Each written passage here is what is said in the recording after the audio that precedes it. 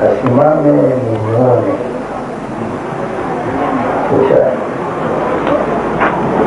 Assalamu alaikum warahmatullahi ta'ala wabarakatuh.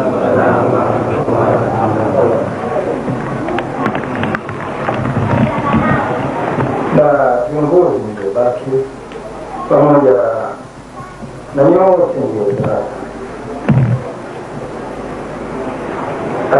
kwa maombi niliyoombewa nizungumze yepi yanayofaa na yepi ya kuacha. Si kazi ya saa moja, hivi sasa saa 11:15, na hiyo kazi hiyo yepi ya kufanya na yepi asiyofaa kufanya. Si kazi ya nusu saa wala saa moja. Tunaweza kukaa kucha nzima leo na kesho kutwa nzima, kiasi ya siku 4-5 wala hatumalizi. Muradi tutakuwa tumepata kiasi tutakachopata.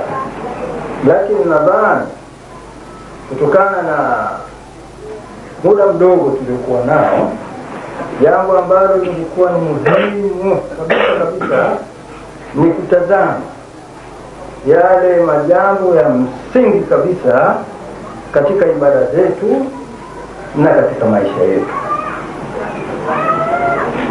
Pia nayo ni mambo mengi, sio mambo machache, ni mambo mengi kabisa, kwa sababu ibada haziendi bila kuyakamilisha mahitaji ya maisha ya ulimwengu. Ndio utapata kuwa Muislamu mzuri. Yale yanayohitajika katika ulimwengu ujitahidi kwenda nayo na yatekeleza vizuri, utapata utulivu wa maisha, utapata utulivu wa nafsi yako, moyo wako. Pamoja na hayo ndio utapata kuabudu vizuri. Na kuliko yote katika hayo,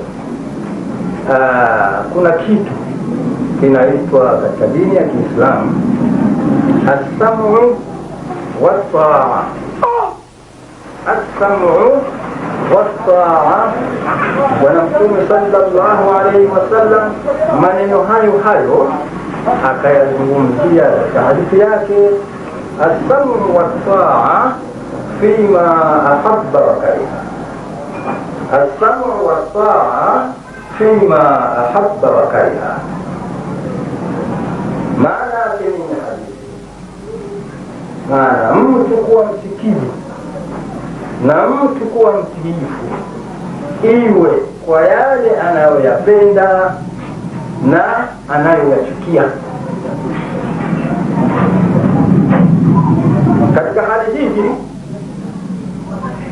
ikiwa wewe ni mtu msikivu na ikiwa ni mtu mtiifu kwa unayoyapenda na unayoyachukia, dunia yako itakwenda vizuri na akhera yako itakwenda vizuri. Maana ni mambo ambayo hadithi imekusanya maisha ya kidunia na maisha ya akhera. Kwa sababu tunalotakiwa iwe ni wasikivu, tusiwe wakaidi, tuwe watiifu, tusiwe watu wa mashaka, watu wa matata. Yale unayoambiwa iwe ni msikivu na mtiifu katika utekelezaji wako. Iwe unayapenda, ikiwa unayapenda lakini mambo machafu, mambo ambayo hayatakiwi katika dini au hayatakiwi katika maisha ya ulimwengu, japo kuwa unayapenda, pale pale uyawache. Iwe kuyapenda kwako, lakini pale pale uyawache. Kwa sababu gani? Wewe ni msikivu na wewe ni mtiifu. Utakapoendelea kuyafanya yale yasiyotakiwa ingawa unayapenda, utaingia mashakani utakapofanya. Lakini jambo linalokuwa halitakiwi ingawa wewe unalipenda, ukaendelea kusema mimi nitaendelea nalo tu, moja kwa moja utaingia katika mashaka. Maana Bwana Mtume akasema, as-sam'u wat-ta'a fima ahabba wa wakariha, mtu kuwa mtiifu na mtu kuwa msikivu na mtiifu iwe kwa yale anayoyapenda na anayoyachukia. Unayoyapenda ukiambiwa hayafai, yawache. Yule kuyapenda kwako yasahaulie mbali kabisa, yatupilie mbali, japokuwa unayapenda. Maana ukiyafanya kidini, jambo kidini halitakiwi, ingawa wewe umelifanya kwa miaka, pale pale liwache. Ukiendelea nalo, kesho akhera utakwenda kuteseka. Hali hiyo hiyo hapa duniani, jambo unalipenda kabisa, lakini unaambiwa hali haikuruhusu, acha, pale pale liwache, kutafuta salama. Jambo unalichukia sana kabisa, hata kulisikia kutaga upendi, lakini unaambiwa kidini hili jambo si baya. Kwa nini wewe unalichukia? Pale pale uchukivu wako utoe katika kifua chako, katika moyo wako, ulipende. Yule kuwa ulikuwa unalichukia, lakini ulipende. Hali hiyo hiyo ndio hali unayotakiwa uwe kwa maisha ya kidunia. Kitu unachokichukia, lakini unaambiwa hasara hiyo kwako, utapata tabu. Yule kuwa unachukia, uchukivu wako uondoshe, uendelee na mahaba, ukipenda kile ulichochukia, utapata usalama. Sasa Asla kusema hivi, maana tunatakiwa kuwa wasikivu, unawasikivu.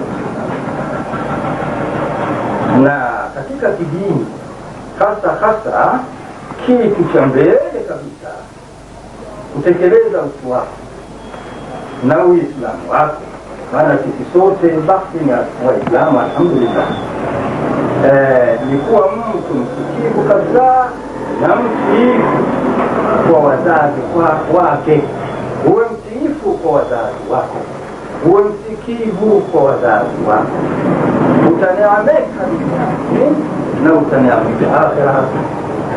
Leo hivi bahati mbaya, watu wengi ule uzito wa wazee kwa watoto wao haujui.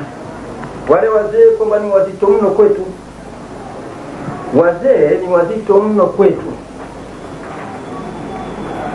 na sio wao tu peke yao, maana na wao walikuwa na wazee, hali ilikuwa ni hiyo hiyo, na wazee wao walikuwa na wazee, hali ilikuwa hiyo hiyo.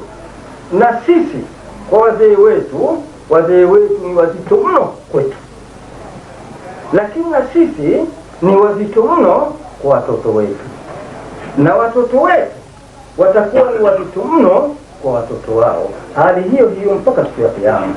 Sio kwamba ni jambo la mtu mmoja, hata haki hiyo ni haki ya kila mtu. Maana unatakiwa uwe mtiifu ya kutosha kabisa kwa wazazi wako, baba yako na mama yako. Hawa ni watu wazito mno, wala si uzito wa kawaida. Maisha yako yote ya kidunia, shughuli zako zote za kidunia na akhera, ibada zako zote na elimu yako yote unayosoma ya kidunia na ya akhera, imetegemea au iko katika mikono ya wazazi wako. Ukifanya mchezo kidogo umekufa. Utakufa hali ya kuwa uhai. Maana hata kama ulikuwa na cheo, ulikuwa na neema kadha wa kadha, majumba, magari, fedha hata mifukoni kuzitia haziingii. Nyumbani zimejaa tele, mifukoni imejaa tele, na kwenye bank ziko fedha chungu nzima. Kwa muda mfupi sana kila ulichokuwa nacho kama kwenda vizuri kwa wazazi wako, kila ulichokuwa nacho kitakutoka. Kila ulichokuwa nacho kitakutoka. Linalotakiwa tuishi vizuri na wazazi wetu kwa adabu ya kutosha, na wazazi wetu mama na baba, bila makara yoyote kabisa. Uwe chini ya nyayo zao, wala usije ukasema sasa ni vizee hivyo. Hapana, mzazi ni mzazi. Awe mlevi, awe mtu mbaya kwa watu wengine, awe mtu ambaye Allah, la ilaha illa Allah.